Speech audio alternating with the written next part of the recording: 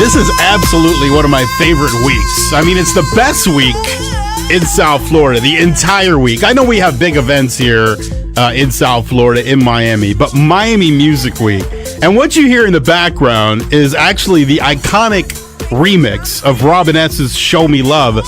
Dio, you're into music and everything just like I am. There's a lot of people in the audience that are into music.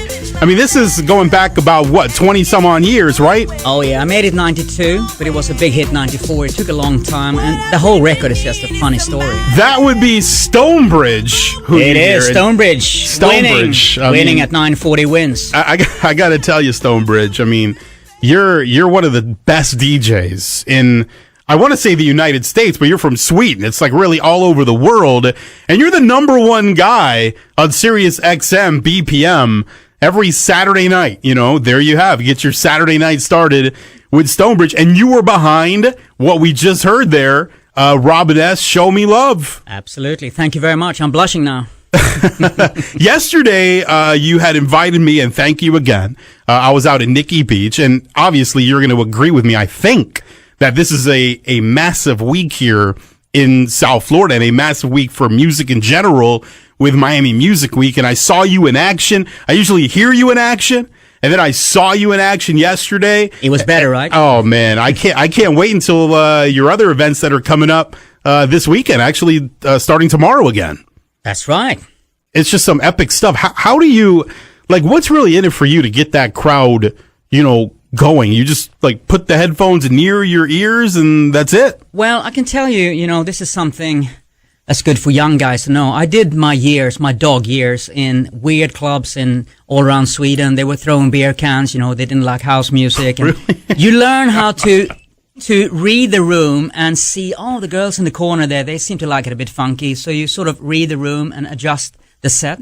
You read the room more or less, and that's very useful to have. Yesterday, for instance, it was sunny. Girls were, basking in the sun. So you don't want to go too banging too early. It's a good thing, Dio, we don't let the public in here, because he's talking about, people throwing beer cans at him when he started going. I mean, imagine if we let the public in here, what they would be throwing at us. I don't want to know. Throwing roses, man. That's how I roll.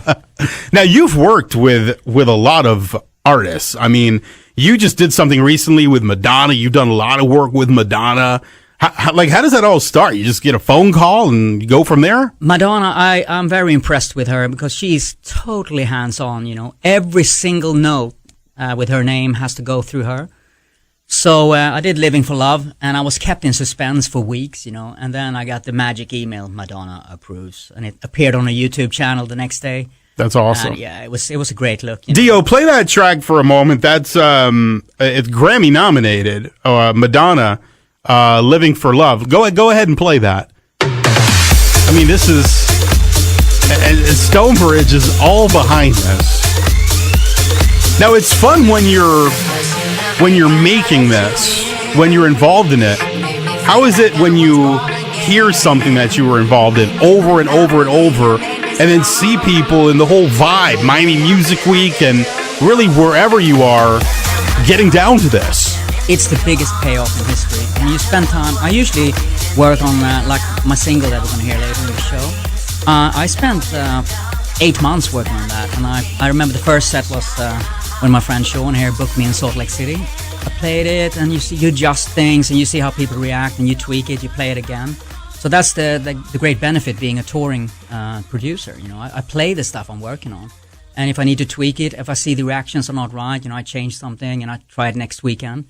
So it's very hands-on that way, and it's a great feeling when you're done. I played 3 or 4 things I've done myself yesterday, and one of them got a really big reaction just at the right spot. Again, StoneBridge here in studio with us, and you could check out StoneBridge not only every Saturday night on Sirius XM's BPM, but heck, right now in Miami, tomorrow, StoneBridge, you're going to be at the Clinton Hotel, and I know you're looking forward to that one. I am. It's a very special gig. It's a sunset, kind of chill gig. It's going to be quality house music. nice sunshine, and it's going to be a long set, 2 hours, which is unusual. Oh, nice. Yeah, that's great. Yeah, I'm going to take them on a Head Candy Japan kind of journey. I'm telling you guys absolutely have to check this guy out, StoneBridge. I mean, you can go to his SoundCloud, StoneBridge, and really just the whole vibe. It's just so amazing. And then Saturday, you'll be at the Congress on Miami Beach. Then going to the Intercontinental downtown, and then you'll be at 11 on the rooftop. Ooh, yeah. At 2 in the morning. Now that's 2 to 3. That's a fun night. Oh, they gave me the headlining to top slot. I'm very, very happy about that. Thank you, Rob Rivera. You're the man. What is it for you like in clubs now compared to, because you've been at this for quite some time and doing an incredible job. How have things changed? Maybe not only in Miami, but all around where you travel, the actual club scene? I can tell you the focus has shifted from, you used to go to, it started years and years ago at the disco. You went out on a Friday night to hear music and dance. Then came genres. It was more like, if you play house music, you can't play a hip-hop track. There was a little time there in the late 80s where you could drop like a De La Soul track, and the next one was Todd Terry. It was a fantastic time. Now it's very genre, you have a very narrow, you play techno or you play tech house or you play deep house. You don't mix and match. And also, the bottle service came in, the VIP. It started behind the booth and then on the sides. Now a lot of the times you come in, there's no dance floor. It's like a massive VIP section. It's all about getting those dollars in, and that's where the big dollars are? Well, it's the bottom line, we do overcharge at times, I'm very reasonable, by the way. You didn't charge all that much to come into the studio today. Michelle Levy, DJ.com. No, but it's a lot of high-profile artists can charge a lot, and they do. And the clubs, I understand, it's a bottom line. They need to pay, and you can't have too high entrance fees. People won't come to the clubs. So the festival scene has grown incredibly over the last 3-4 years here. And so a lot of kids, they save up and go to a festival and see 15, 20 DJs, the top names, instead of spending $100, $200, $300 on a club night, just seeing one guy. So that's the biggest threat towards clubs in general. So I guess that's why they have to do more VIP, get more people in to buy bottles. How's the vibe, though? You have VIP and you have all the bottles, and people are playing bottle wars all over the place. Yeah. But actual, like, for you to be into it and see everyone else into it, when you're in the VIP, it's a little different. Let me answer that in another way. I went to Cielo, New York, and I was looking at the floor. Something was different. And I told Cindy, man, they're dancing. It was like grooving people. I haven't seen that in years. I realized then, most of the time you see about 1,500 iPhones, filming. Yeah. Instead of experiencing the music and the DJ, they film it. Yeah. Looking at that little screen. That's the thing now, yeah. And then you get a cue, put your hands up, and then people go fist pumping at the drop, which is like very important now. So that's the difference, It's not really grooving and dancing. It's more like fist pumping and filming, and it's a bit sad. But I don't say it's bad in any way. It's when you get people to fist pump and jump the whole stage, the whole floor. That's a good feeling too. I'm not objecting. Again, DJ, artist. He's a man of so many things. That would be StoneBridge joining us in studio right now, and I strongly advise. You've got to check out some part of Miami Music Week. Yesterday I did at Nikki Beach, where StoneBridge was spinning. And then tomorrow at the Clinton Hotel, that's where you'll be. And then Saturday at Congress, Miami Beach, and then Intercontinental downtown, and also 11 on the rooftop. The biggest difference, because you flew in a couple of days ago to Miami.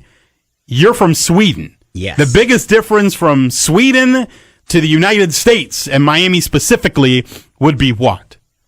Oh, the weather, hands down. You got permanent summer here, We have snow and stuff. Well, it's going to be cold, though. We got a big cold front coming in this weekend. It's going to hit the 50s. Cold? Oh, no shorts, you mean? But, still short. Yeah. Well, cold here. It's relative, I suppose, I've seen cold weather here during conference a few years ago.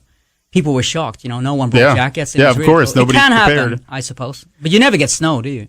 No, I want to get, supposedly, I wasn't around, but supposedly it snowed sometime in 1978. I saw it in some newspaper, and I'm like, if I didn't see it, it didn't happen. But I would love to see it snow here. just to see what everybody would do. I mean, one of these days it's got to take place. Now, you knew that you were coming in today, and we had talked about this, and you have great people working with you and for you, and it's a sports station.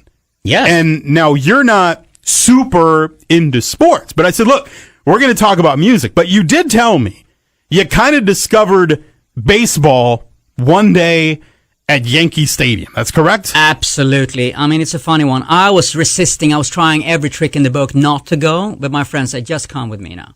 We went to Yankee Stadium. I was, I got a beer can in my left hand and a hot dog in the right hand, and I was sitting down. Beautiful afternoon. Sun was shining. I couldn't see the ball, but I realized no one could see the ball, and it's a fast game, isn't it? Then I felt that surge, the crowd, that, and I completely got it. Okay, I get it now. It's a social thing, isn't it? You go and hang out with 10, 15,000 other people. You watch the game. You talk a little bit. You're cheering your team. I mean, it's a great thing. I really like the vibe there. It's funny you say that, because in Miami now, I don't know if you're familiar with this or not. Actually, we need to get you in there. But in Miami, it has come to such a social thing where, sure, you have like your baseball people that go there for the game, but now in a left field, they have a club, a club, the Clevelander, with a pool and a DJ and the bar, because that's what people concentrate on. And I've been in there a couple of times, and when you're in there or in other parts of the stadium, you're not really paying attention much to the game. It's really just a gathering, like you said, to have a party with friends. It's an atmosphere. It's fantastic. Now, what other sporting events have you been to? Well, we have the classic UK story. I know soccer's not huge here, but in England, is every 4 years for the World Cup. Oh, that's about it, though. I'm sorry about that. You're picking up, guys. I have to say. But in the UK, it's life or death. And I was interviewed at Kiss FM, and the last question, what team? And I was hysterically, what am I going to say? And I said Gunners, which is Arsenal. And it was the right team. I didn't die, but, it was a close call there. So I'm not going to ask you, what's your favorite basketball team is, because I don't want to give you that same feeling or something now that I do like basketball. I got my boy Trevor playing for Jets. He was in Sweden rolling around, so they do come. So I know a couple of guys. And in Sweden, I mean, Sweden all about, mainly hockey? Hockey and soccer. Well, we call it football, I know we're not allowed to here, but soccer. Yeah, well, football with a U. I don't know. We've just never been able to get into soccer here, StoneBridge. It's just, you talk about baseball, and it's just so different when you compare countries and comparing, from where you're from, and Sweden and the U.S., just our interest levels. Well, we have the similar football or soccer is life or death in Sweden too. They watch every game, they follow the English league and all that stuff. So it's a big thing. It's just a different game, but the dynamic is the same. People live and die for their team. They have bumper stickers and, much like here. Now, again, StoneBridge joining us here in studio, and I listen to him every Saturday night on Sirius XM BPM, a 3-hour set, which is just phenomenal. Are you going to be doing more things? I know you're doing things now for Miami Music Week, but are you going to be doing more things in the U.S. In the near future where more people here will be able to check you out? Here's the good news. I'm going to clean up this country. I'm going to be here for 3 years permanent now. Oh, that's awesome, not man. all the time, but I will come here a lot. I got a new U.S. agent, and we're getting ready to roll. That's really awesome. That's great. You're going to tell me to stop. Stone, you can chill now. We got it. Nah, he's great. Dio, before we run out of time, I mean, this kind of, I could talk to you all day long, but this goes kind of quick. Dio, play Losing Control, please, for me, because this track here, is this one of your favorites? I'm sure you have a lot of favorites, but this one is special. It's got West Coast influences, DJ Quick, that little Moog thing, and P-Funk, Parliament, George Clinton. I was a huge fan of P-Funk in my youth, so it's a special record. And this is actually the debut terrestrial play for this. Wow, this right here. Yes, you got it, Andy. You hear that? Mm-hmm. You hear that, folks? The debut right here on the Andy Slater Show. Exclusive. Losing Control. StoneBridge. Winning. I mean, that's exactly winning. Yep. If Charlie Sheen was here, that's exactly what he would say. Stone, can I call you Stone? Absolutely. It's been such a great time, man. I had a great time with you yesterday at Nikki Beach. I'm looking forward to all of the events. And if people want to check it out, your website, that's the best place. RealStoneBridge.com and RealStoneBridge on Facebook, Instagram, and Twitter. You got to check this guy out, StoneBridge, Sirius XM BPM every Saturday night. He's going to be around here for Miami Music Week. And this guy, he knows how to get a room going. StoneBridge, thanks so much for coming in today. Until next time. For entertaining the audience. And yes, like you always say, until next time. Awesome to see you and looking forward to the rest of the weekend. Thanks also to Sergeant Wysocki for being with us today. We're going to be at Hooters in Hialeah tomorrow with Uncle Luke. Enjoy the rest of your Wednesday. I'm Andy Slater, and I'll see you later.